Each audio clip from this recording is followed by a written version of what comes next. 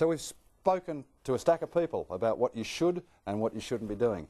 Let's now talk to somebody who has actually got off their backsides and done it. Cherie Barber and Stephen Tolley are here. Hi guys, how are you? Good, how are you? Good. You don't look like renovators. Where's your Not tonight. overalls and hard hat and stuff? We left them at home just a little while ago. Did you? You into one now? Definitely. Are you? Yeah. How many at once? We normally do, we try to do one, because if you do more than one you seem to lose control. So, but we have been known to do up to 3 at a time, which is absolute craziness. Yeah. So renovating for profit and fun, both? Definitely both. Both. You have to make it both. Yeah, you do, don't you? If you're passionate about something, I think it's you always find a fun side to it as well. Yeah. So how did you fall into it? Well, I guess when Steve and I met, we both had a passion for property, and it really just simply started. We almost fell into renovating. We were just going out having a look at open for inspections one weekend. We came across a property that actually we bought off you, our very first property. We went through that. I saw some potential, as so did Steve. We bid for it at the auction. We paid too much through you, As always. because you are such a good auctioneer.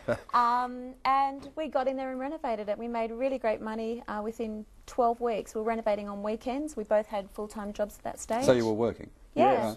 Full-time, 7 days a week, and we realised that we earned more money on weekends than we did from a full-time job. So we thought, what are we doing? We quit our job straight away and took on renovating. It's a gutsy move though, isn't it? Steve, you've sort of seen a little bit that we've been talking about tonight, and I think what we've been trying to do is to get the principles right of buying investment property. Same story, surely, for finding the correct property to renovate. What are they, in broad terms? What is it you guys look for first up? Well, it varies. I guess it depends what demographics you're catering for when you're renovating. Due diligence is the major key, I think, to renovating. You need to do your research.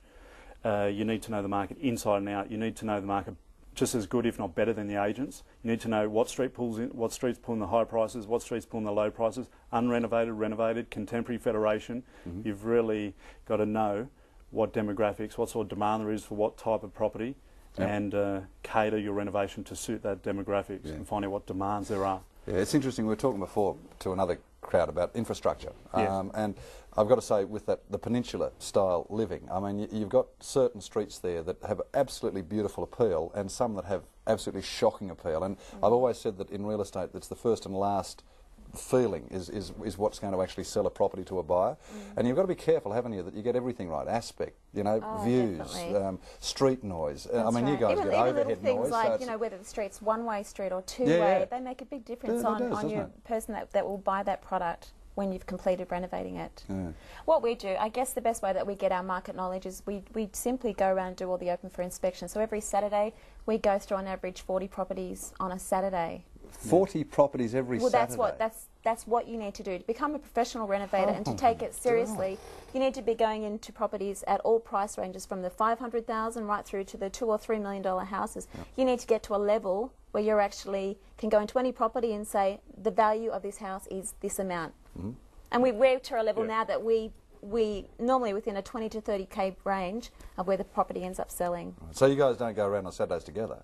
Yeah, we do. Do you? 40? Goodness gracious, mate. We have a little system worked out. We do like a little Excel spreadsheet. We download the action times from the papers. So we actually sort of geographically plot it every Saturday morning, so we get the quickest amount of properties inspected. Right.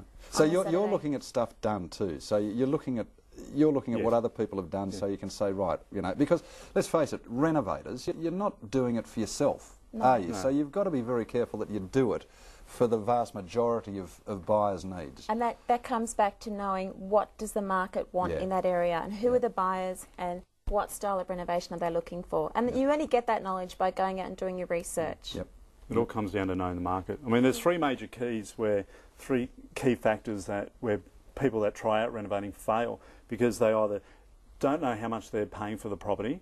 Okay, they don't know what the true value of a property is worth when they're purchasing it. They don't know the true renovation costs, and also they don't know what the property is worth when they're selling the property. If you miss out on one of those factors, it's gone. You're opening yourself up to a lot of risk. But you guys, you're renovating for other people, so you've got to be really careful that you get your target market right. I mean, you can't, it's not as if you're going to live in it or retain it for your own needs. So colour schemes, materials used have got to be for the wider population. That's right. Absolutely. I guess that's your department there, the design aspect. Well, I handle more the design aspect, because I think females are better than that.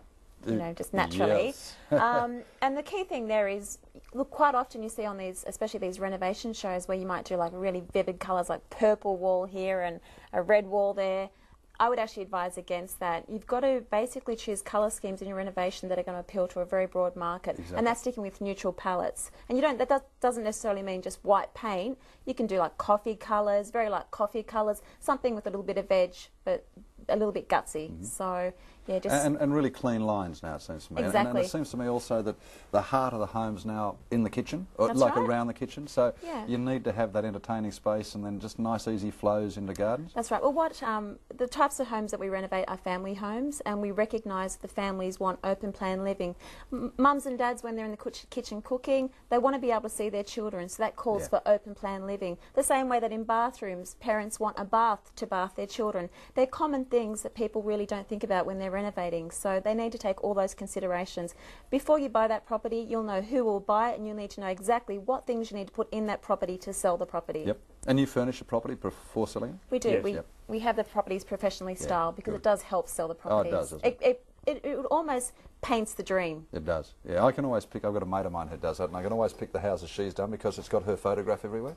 Oh, okay. So you've done how many houses?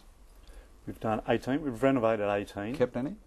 Yes. Yes. So you're now an investor, you're getting a portfolio of properties together. Yes. Yes. Well, we only sell when we need to, just for cash flow, but we hold on to as many as we can as well. Right, good, good.